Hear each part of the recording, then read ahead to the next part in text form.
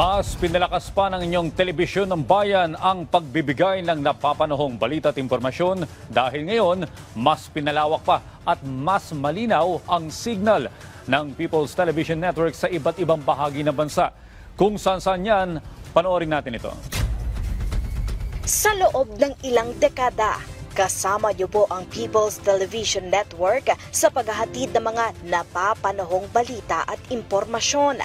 Mga balitang tumatalakay sa mga programa ng pamahalaan tungo sa pag-unlad ng bansa at para sa mga Pilipino. At sa nalalapit na ika-50 anibersaryo ng PTV, mas malawak pa ang ating naaabot sa pamamagitan ng 60 analog transmitting stations.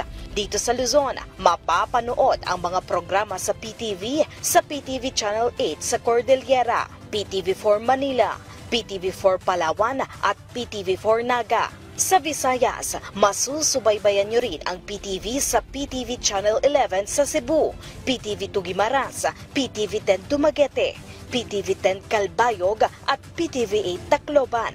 At sa Mindanao, mapapanood din ang PTV sa PTV11 Pagadian, PTV11 Sibugay, PTV11 Davao, PTV8 Agusan del Sur, PTV8 Cotabato, PTV7 Zamboanga at PTV48 Davao del Norte. Gayon din sa 6 na digital transmitting stations, PTV14 Manila, PTV42 Cordillera, PTV46 Naga, PTV42 Cebu, PTV23 Guimaras at PTV45 Davao.